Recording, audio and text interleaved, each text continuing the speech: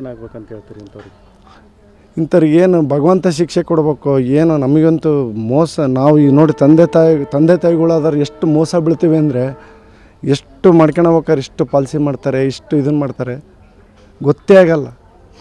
ಯಾವುದೇ ತಂದೆ ತಾಯಿ ಆದ್ರೂ ನನ್ನ ಮಗಳು ಸುಖವಾಗಿರಲಿ ಅನ್ನೋದು ಬಿಟ್ಟರೆ ಬೇರೆ ಏನು ಮಾಡೋಕ್ಕಾಗಲ್ಲ.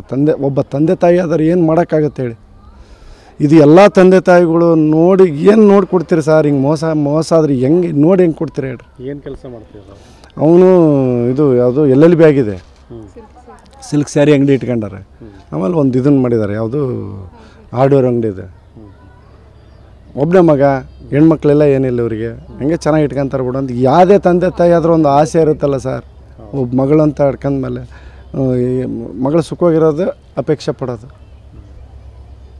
ಈ ನಮೂನೆಯಾಗಿ ಇಷ್ಟು ತೊಂದರೆ ಮಾಡಿದ್ದಾರೆ ಅಂದರೆ, ರಾತ್ರಿ ಹೊಡೆದು ಮೇಲಿಂದ ಅವ್ನ ಗಂಡ ಎಳ್ಕೊಂಬಂದಾನೆ, ಇವನ ಮಾವನ್ನ ನಿಂಗೆ ಜಡಿ ಇಳ್ಕೊಂಬಂದು ಹೇಳೋದು ಕೆಳಗೆ ಹೋಗಿದ್ದಾನೆ.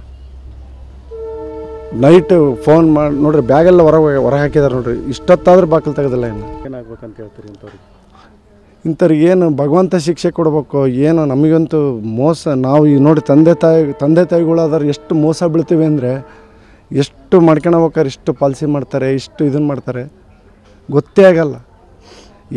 ಯಾವುದೇ ತಂದೆ ತಾಯಿ ಆದ್ರೂ ನನ್ನ ಮಗಳು ಸುಖವಾಗಿರಲಿ ಅನ್ನೋದು ಬಿಟ್ಟರೆ ಬೇರೆ ಏನು ಮಾಡೋಕ್ಕಾಗಲ್ಲ. ಒಬ್ಬ ತಂದೆ ತಾಯಿ ಆದ್ರೆ ಏನು ಮಾಡೋಕ್ಕಾಗತ್ತೆ ಹೇಳಿ? ಇದು ಎಲ್ಲ ತಂದೆ ತಾಯಿಗಳು ನೋಡಿ ಏನು ನೋಡಿ ಕೊಡ್ತೀರಿ ಸರ್? ಹಿಂಗೆ ಮೋಸ ಆದರೆ ಹೆಂಗೆ ನೋಡಿ ಹೆಂಗೆ ಕೊಡ್ತೀರಿ ಹೇಳ್ರಿ? ಏನು ಕೆಲಸ ಮಾಡ್ತೀವಿ?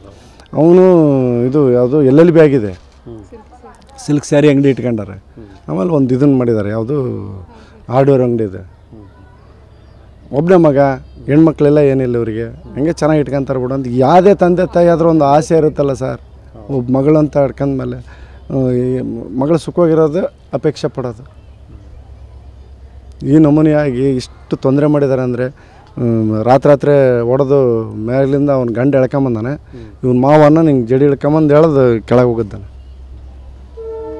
ನೈಟ್ ಫೋನ್ ಮಾಡಿ ನೋಡ್ರಿ, ಬ್ಯಾಗೆಲ್ಲ ಹೊರ ಹಾಕಿದ್ದಾರೆ ನೋಡ್ರಿ. ಇಷ್ಟೊತ್ತಾದ್ರೂ ಬಾಗಿಲು ತೆಗೆದಿಲ್ಲ. ಇನ್ನು